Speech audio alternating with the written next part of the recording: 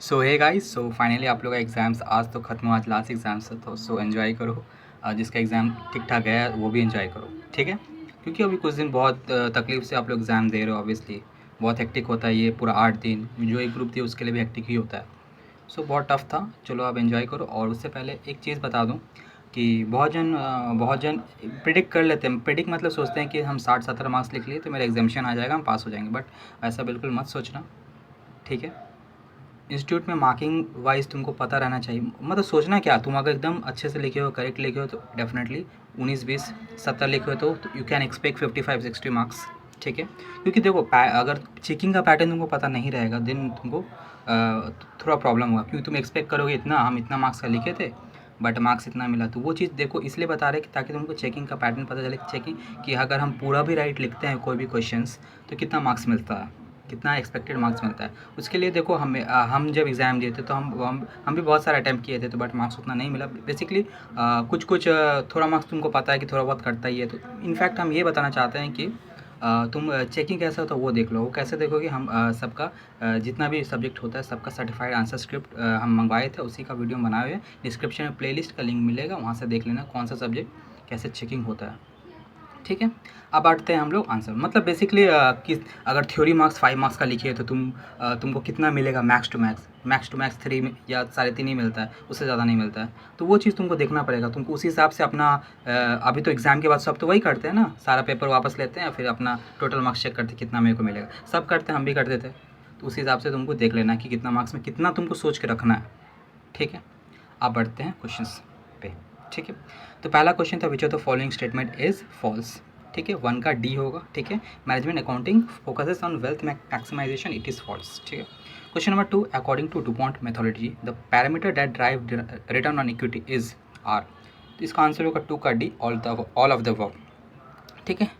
3 बोलता है which of the following responsibility centre is N organisational unit whose manager is responsible for managing revenue and current expenses. इसका answer होगा A number, investment centre, ठीक है। 4 आ जाता है the Laplace criterion in the future of which of the following. इसका answer होगा 4 का C, which is decision under making uncertainty, ठीक है। 5 आता है। 5 में हम लोग सिंपली हम लोग का डिविजनल रेसिडुअल इनकम निकालना पड़ता है, जहाँ पे तुमको एक तरफ ऑपरेटिंग इनकम दिया हुआ 3 लाख आया और दूसरा तरफ हम लोग को एक और इनकम निकालना है 12 लाख पे 15%। 12 लाख पे 15% करोगे तो आ जाएगा 1,80,000। तो डिफरेंस आ जाएगा, तुम्हारे दोनों का डिफरेंस निकालोगे 3 लाख और 1,80,000 का, तो 1,20,000 आ जाएगा तुम्हारा आंसर, ठीक है। ये हो गया 5 का सी, 1,20,000, ठीक है।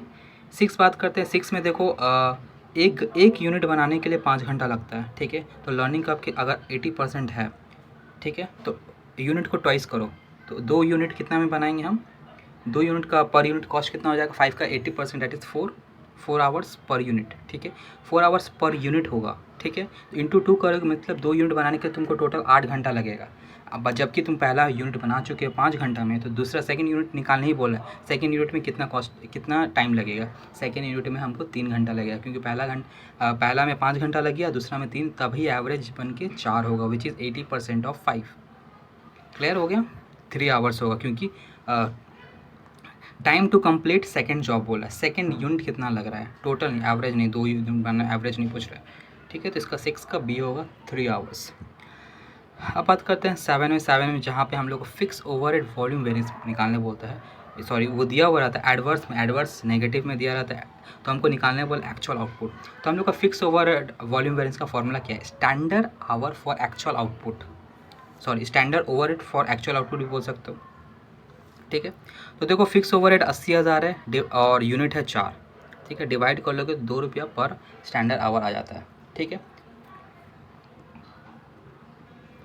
ठीक है। इससे तुम्हारा स्टैंडर्ड रेट निकालेगा और एक्चुअल आउटपुट दिया हुआ नहीं है तो एक्स मान लोगे, 2 इंटू एक्स माइनस करोगे स्टैंडर्ड ओवरहेड विच इज़ 80,000, ठीक है, इक्वल टू दे दोगे -4,000। सब कुछ तो इधर उधर तिग्रम विग्रम करके एक्स का वैल्यू तुम्हारा आ जाएगा 38,000, ठीक है, ठीक है, 38,000 आ जाएगा, ठीक है। नहीं तो इसको इनडायरेक्टली भी कर सकते हो। 38,000 लेके तुम फिक्स ओवरहेड वॉल्यूम वेरिएंस निकालो, तुमको देखिएगा 4,000 नेगेटिव आ गया, ठीक है। अब आते हैं 8 नंबर में हमको निकालने बोला है टोटल कॉस्ट पर यूनिट। बहुत जन मार दिया होगा, टोटल कर रहा होगा, 1,05,000 आया होगा, टिक करके चला गया होगा, बट नहीं, यहाँ पे टोटल कॉस्ट पर यूनिट बोला है, तुम्हारा आंसर 131.25 होगा। अगर टोटल कॉस्ट पूछता तो 1,05,000 होता डेफिनेटली, बट यहाँ पे टोटल कॉस्ट पर यूनिट पूछा है तो मेरा आंसर होगा 131.25, विच इज़ 8 का बी। अब आते हैं 9 में आंसर होगा सी नंबर, प्रोडक्ट आर। ठीक है, 9 में थोड़ा कन्फ्यूजन है मेरे को। ठीक है, 10 का बात करें, 10 का सिंपली रोलिंग बजट का डेफिनेशन है। ठीक है, 10 का सी होगा। 11 में बात करते हैं जहाँ पे फिक्स और वेरिएबल दोनों कंसीडर होते हैं तो एब्जॉर्प्शन कॉस्टिंग। ठीक है, 11 का सी। 12 में बात करते हैं हम लोग को फिक्स ओवरहेड निकालने वाला। फिक्स ओवरहेड तो ये जब 2 यूनिट और का टोटल ओवरहेड दिया रहता है हम लोग क्या नहीं करते हैं, difference in overhead 12,000 minus 10, 2,000 divided by number of units का डिफरेंस। सो सिंपली 12 का जो आंसर होगा ना, 12 का ए होगा 6,000। ठीक है, 13 में जहाँ पे हमको सेल्स क्वांटिटी निकालने बोलता है, सेल्स क्वांटिटी कैसे निकलेगा, फिक्स, ये तुम बीईपी का फॉर्मूला जानते हो, बीईपी क्या होता है, बी ब्रेक इवन सेल्स क्या होता है, fix overhead divided by PV ratio. तो 30,000 डिवाइडेड बाय 20% करेंगे तो कितना आएगा, 1.5 लाख आएगा। 1.5 लाख हो गया बीईपी सेल्स। ठीक है, अब per unit selling price per unit दिया 50 को तुम डिवाइड करोगे 1.5 लाख को 50 से डिवाइड करोगे तो 3,000 आएगा। ठीक है, अब हमको पता है कि BEP plus margin of safety हो जाता है टोटल सेल्स। तो अगर बीईपी मेरा 3,000 आया है और मार्जिन ऑफ सेफ्टी 2,000 दिया हुआ है तो दोनों को ऐड कर देंगे तो मेरा टोटल सेल्स निकल जाएगा। सो टोटल सेल्स होगा 5,000 यूनिट्स। 13 का सी। अब आते हैं 14 में क्या बोला है, 5,000 यूनिट प्रोडक्ट। ये तो सिंपल है भाई, एक प्रोडक्ट बनाया है, मतलब 500 यूनिट प्रोडक्ट बनाया 7,500 घंटा में, जबकि लगना चाहिए था 8,000। तो ऑब्वियसली तुम्हारा फेवरेबल आएगा लेबर एफिशिएंसी है तो 8,000 माइनस 7,500 इंटू 50 डेट इज 25,000 का फेवरेबल, विच इज़ 14 का ए। ठीक है, अब बात करते हैं 15 में देखो सिंपली हमको कोएफिशिएंट ऑफ वेरिएंस निकालना। कोएफिशिएंट ऑफ वेरिएंस का फॉर्मूला होता है रिस्क बाय रिटर्न। रिस्क यहाँ मेरा क्या है, रिस्क एसडी को बोलते हैं। रिस्क क्या है, फॉर एग्जांपल अगर एसडी ऑफ रिटर्न प्रोजेक्ट 1 का रिस्क ले लो 20% डिवाइडेड बाय रिटर्न क्या है 15%। तो 20 बाय 15% करोगे तो आ जाएगा 1.33 प्रोजेक्ट 1 का, और 1.33 एक ही ऑप्शन में दिख रहा है, वो है option number B. Option number project 2 का भी उसी हिसाब से निकालोगे रिस्क बाय रिटर्न तो तुम्हारा 0.066 आ जाएगा। ठीक है, क्लियर हो गया। सो चलो सारा क्वेश्चन क्लियर, और बेसिकली आप टाइम मिलता है तो हम डिटेल वाला ये सब क्वेश्चंस भी करते रहेंगे। ठीक है, ये सब का आंसर्स वगैरह तो आपको पता है। और हाँ, सब लोग ज़रूर से ज़रूर CMA inter wizard board join कर लेना। ठीक है, सर्टिफाइड आंसर स्क्रिप्ट और भी डिटेल में सॉल्यूशंस वगैरह वहीं पर आ जाएंगे। ठीक है ना, वो ज़रूर ज्वाइन कर लेना, डिस्क्रिप्शन में लिंक रहेगा। आप वीडियो अच्छा लगे तो चैनल को सब्सक्राइब और शेयर कर देना। So thank you so much.